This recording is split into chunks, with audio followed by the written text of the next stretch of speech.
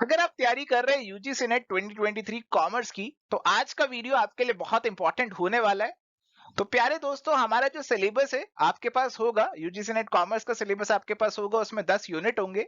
But हमारा जो examination में एक्चुअली सवाल पूछे जाते हैं वो आपके सिलेबस से तो पूछे जाते हैं, बट उस सिलेबस के अलावा आपके कुछ सवाल अलग से बाहर से भी कई बार आ जाते हैं। तो जब हम एग्जामिनेशन के लिए प्रिपेयर कर रहे हैं तो हम सिंपली उस सिलेबस पे रिलाय नहीं कर सकते हैं। हमेशा मैं कहता हूं कि आपको सिलेबस के साथ साथ प्रीवियस ईयर के पेपर को देखना जरूरी है। और इस बार के पेपर्स को देख के भी हमें पता चलता है कि हमारा जो सिलेबस है उसमें कुछ चीजें नहीं लिखी हुई है, बट उन पे एग्जाम में सवाल आ रहे हैं, आने शुरू हो चुके हैं।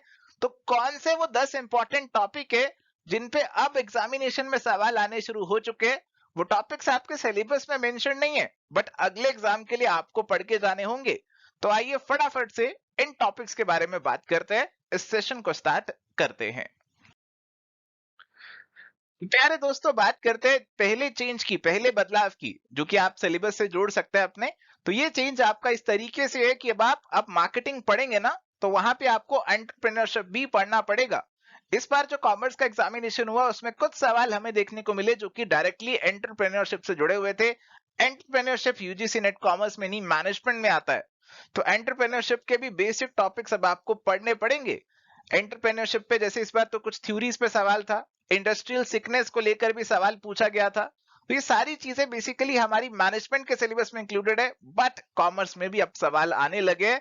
तो आने लगे हैं तो अब अगली बार से इनको भी हम पढ़ के जाएंगे ताकि हमारी प्रिपरेशन में कोई कमी ना रह जाए, हमारे नंबर कहीं कट ना जाए। तो चलिए बात है अगले चेंज की तरफ। तो अगला चेंज है कि अब हम बिजनेस फाइनेंस जब पढ़ेंगे तो उसमें बॉन्ड्स का टॉपिक भी हमें कवर अप करके जाना है। तो नॉर्मली हम शेयर्स वगैरह पढ़ लेते हैं, बॉन्ड्स वगैरह नहीं पढ़ते हैं। बट इस बार एग्जामिनेशन में बॉन्ड्स को लेकर सवाल आया था। हालांकि गवर्नमेंट सिक्योरिटीज आपका जो बैंकिंग वाला यूनिट है उसमें भी आप पढ़ लेते हैं, बट यहाँ पे बॉन्ड्स को लेकर थोड़ा सा और डीप आपसे सवाल पूछा गया। बॉन्ड्स और इंटरेस्ट रेट का जो रिलेशन होता है उसको लेकर सवाल पूछा गया। तो आपको बॉन्ड्स की भी बेसिक जानकारी रखनी है जब आप बिजनेस फाइनेंस पढ़ रहे हैं। तो आपको सिलेबस जो आपका मेंशन्ड है स्पेसिफिकली वो सब चीजें करनी है। बट क्योंकि अब इन टॉपिक पे भी सवाल आ रहे हैं तो they should also be part of your preparation. अगला चेंज हमारे पास आता है, मार्केटिंग का दायरा बहुत ज्यादा बढ़ चुका है। जो हमारा मार्केटिंग का जो यूनिट है हमारे सिलेबस में वैसे ही बहुत वास्ट है, अब हम उसे और ज्यादा कवरेज देने वाले हैं, अब उसे और ज्यादा ब्रॉडली पढ़ने वाले हैं। स्ट्रेटेजिक मैनेजमेंट जो है वो भी इसके अंदर कवर हो जाएगा। तो एंटरप्रेन्योरशिप भी कवर करना है और स्ट्रेटेजिक मैनेजमेंट भी कवर करना है। दिस इज बार मैकेंजी 7S फ्रेमवर्क पे सवाल पूछा गया। तो ये वैसे स्ट्रेटेजिक मैनेजमेंट का टॉपिक बनता है, बट मार्केटिंग से आप इसे कुछ कुछ लिंक कर सकते हैं। तो ये टॉपिक्स भी एग्जामिनेशन में पूछे जा रहे हैं, तो आपको स्ट्रेटेजिक मैनेजमेंट वाला पोर्शन भी कवर अप करके जाना है। स्ट्रेटेजिक मैनेजमेंट अक्सर एग्जाम में पूछा ही जाता है। तो हमारे कोर्सेज में तो पहले भी हम मार्केटिंग के साथ आपको स्ट्रेटेजिक मैनेजमेंट प्रोवाइड करते ही थे। अगर आप खुद से प्रिपरेशन कर रहे हैं, सेल्फ स्टडी कर रहे हैं, तो भी ध्यान रखिए कि आपको स्ट्रेटेजिक मैनेजमेंट के भी कुछ टॉपिक्स जो इंपॉर्टेंट रहते हैं वो करके जाने होंगे। चलिए बात है अगले चेंज की तरफ। तो प्यारे दोस्तों, अब हमें जो इन्फ्लेशन का टॉपिक है ना वो भी पढ़ के जाना होगा, थोड़ा सा अच्छे से पढ़ के जाना होगा। वैसे तो जब हम इंडियन इकोनॉमी पढ़ते हैं, बिजनेस एनवायरनमेंट की बात करते हैं, तो वहां पे कुछ कुछ जानकारी ले लेते हैं इन्फ्लेशन क्या होता है। बट इन्फ्लेशन को किस तरीके से मेजर किया जाता है और थोड़ा सा और डीप में चीजें इससे जुड़ी हुई एग्जामिनेशन में पूछ सकते हैं। फिलिप्स कर्व क्या होता है, ये जो कंज्यूमर प्राइस इंडेक्स है, होलसेल प्राइस इंडेक्स है, ये सब क्या होते हैं। तो इसको लेकर भी एग्जामिनेशन में सवाल आ सकते हैं। तो इन्फ्लेशन की जो जानकारी है वो भी आपको होनी चाहिए। तो इन्फ्लेशन का टॉपिक भी आपको यहाँ पे अच्छे से कवर अप करके जाना होगा। तो आइए आगे बढ़ते हैं और अब बात करते हैं अगले चेंज की। तो ये चेंज आपका बिजनेस फाइनेंस से जुड़ा हुआ है। तो बिजनेस फाइनेंस का दायरा भी बहुत बढ़ता जा रहा है जैसे मार्केटिंग का बढ़ रहा है। और बिजनेस फाइनेंस में वैसे डेरिवेटिव्स का टॉपिक आपको सिलेबस में मेंशन नहीं है। और यहाँ पे सवाल पूछ रहे which of the following affect the pricing of a currency option. देखो वैसे जब हम फॉरेन एक्सचेंज पढ़ते हैं ना, फॉरेक्स रिस्क की बात करते हैं, तो वहां पे डेरिवेटिव्स की भी बात कर लेते हैं क्योंकि डेरिवेटिव्स एक बहुत इंपॉर्टेंट टूल है हेजिंग का। तो उनकी बात हम कर लेते हैं। बट इतना डीप में जब सवाल आएगा करेंसी ऑप्शंस के ऊपर, तो थोड़ा सा आपको और डीप में अपने टॉपिक्स को पढ़ना होगा। डेरिवेटिव्स वाला टॉपिक भी आपको अच्छे से कवर अप करके जाना है आने वाले एग्जामिनेशंस के लिए। प्यारे दोस्तों आते हैं अगले चेंज की तरफ। तो अब यहाँ पे जब आप इंश्योरेंस का टॉपिक पढ़ते हैं, हमारा जो बैंकिंग और फाइनेंशियल इंस्टीट्यूशंस वाला यूनिट है उसमें इंश्योरेंस का टॉपिक भी आता है। तो इंश्योरेंस को नॉर्मली हम थ्योरेटिकल पर्सपेक्टिव में पढ़ते हैं, बट यहाँ पे आपकी जो इंश्योरेंस कंपनीज के फाइनेंशियल्स हैं, अकाउंट्स हैं, उसको लेकर भी सवाल देखने को मिल सकता है।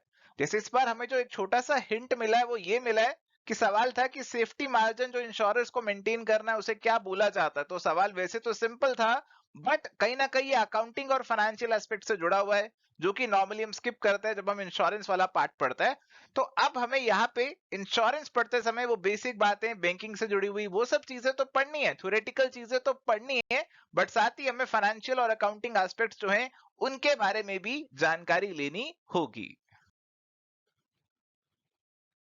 देखिए अगला सवाल देखते हैं और फिर आपको पता चलेगा कि क्या बदलाव आया है। सवाल आपसे पूछा गया कि आपको पर्ट सीपीएम एनालिसिस के स्टेप्स को करेक्ट ऑर्डर में लगाना है। तो देखो जो पर्ट सीपीएम है ये बेसिकली हम ऑपरेशंस रिसर्च में पढ़ते हैं यूजीसी नेट मैनेजमेंट में, बट यूजीसी नेट कॉमर्स में भी इस पे सवाल आ गया है, पूछा गया है। तो कहीं ना कहीं हम इसे लिंक कर सकते हैं डिसीजन मेकिंग और प्लानिंग वाले पार्ट से। तो जो डिसीजन मेकिंग की टेक्निक्स रहती हैं आपको डिटेल में पढ़ के जानी होंगी। तो पर्ट सीपीएम एनालिसिस के बारे में आपको अच्छे से पढ़ाई करनी होगी और इससे मिलती जुलती जो भी हमारी टेक्निक्स हैं उनके बारे में भी आपको ज्ञान रखना यहाँ पे जरूरी हो जाएगा। तो ये सब चीजें भी अब आपको डिटेल में पढ़ के जानी होंगी। चलिए आगे आते हैं जी। आगे आता है कंपनीज एक्ट 1956। देखो हमारा जो सिलेबस है ना उसमें तो लिखा हुआ है कंपनीज एक्ट 2013, बट पिछले 2-3 अटेम्प्ट से मैं देख रहा हूं कि कंपनीज एक्ट 1956 पे भी कई सवाल पूछ लेते हैं। तो अगर सिलेबस में 2013 लिख रहे हैं तो 1956 पे सवाल नहीं पूछना चाहिए। इस बार भी एक सवाल आपका 1956 से लिंक था जिसमें ड्यूटीज ऑफ डायरेक्टर्स को लिंक करके पूछा गया था, स्टैट्यूटरी ड्यूटीज, जनरल ड्यूटीज ऐसा करके सवाल पूछा गया। और ये सवाल आपका ज्यादा लिंक था कंपनीज एक्ट 1956 से। तो अगर आपके पास टाइम बचता है तो आप कंपनीज एक्ट 2013 के साथ कंपनीज एक्ट 1956 के प्रोविजंस भी यहां पे कवर अप करके जाएं, अगर आप चाहते हैं कि आप कहीं भी गलती ना करें इस एग्जामिनेशन को देते हुए। चलिए आते हैं अगले बदलाव की तरफ।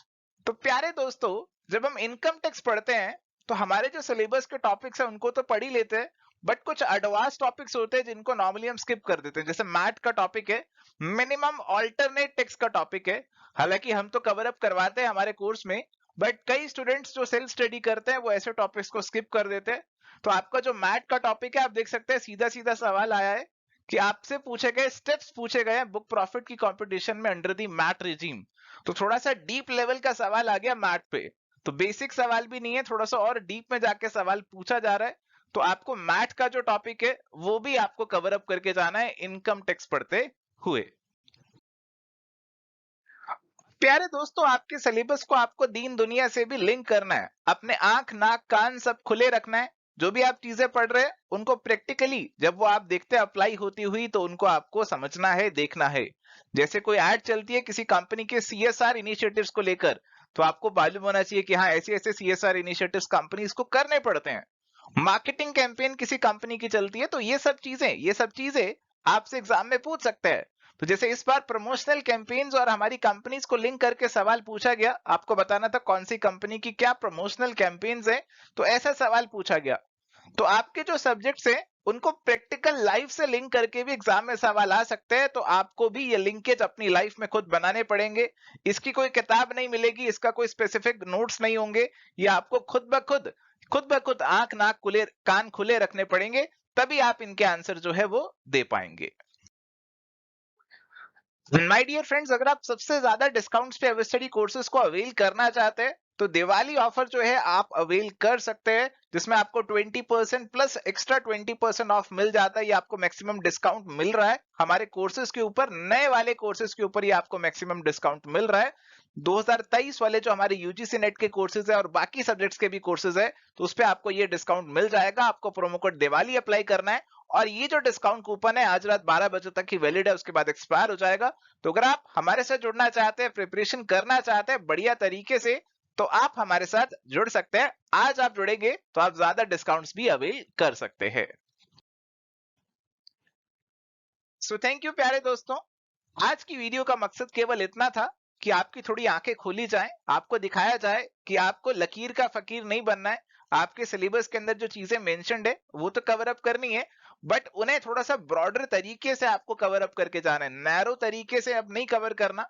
जब हमारा नया सिलेबस था तब नैरो से काम बढ़िया चल जाता था, बट अब इतने एग्जाम्स हो चुके हैं, एक एक बार में 3 3 शिफ्ट में एग्जाम हो रहे हैं, तो इतने एग्जाम हो चुके हैं, तो अब एग्जामिनर को कहीं ना कहीं मुश्किल सवाल बनाने हैं, तो सिलेबस के बाहर जाना भी उसने शुरू कर दिया है, और आगे भी सिलेबस के बाहर एग्जामिनर जाता ही रहेगा। तो जितने टॉपिक्स के बारे में हमें कम से कम मालूम है कि हाँ यहाँ से सवाल आ जाता है एग्जामिनेशन में, तो उनको आपको डेफिनेटली कवर अप करके जाना चाहिए। उम्मीद करता हूँ आपको आज की वीडियो से हेल्प मिला होगा। अगर चैनल पे नए हैं तो डू सब्सक्राइब इट, वीडियो को लाइक कीजिए, हमारे साथ बने रहिए। हमारे को टेलीग्राम पे भी आप फॉलो कर सकते हैं, वहां पे भी आपको अपडेट्स मिलती रहेंगी। कोई क्वेरी है तो आप हमें मेल और व्हाट्सएप भी यहाँ पे कर सकते हैं। This is it for today, thank you, bye, take care, all the best.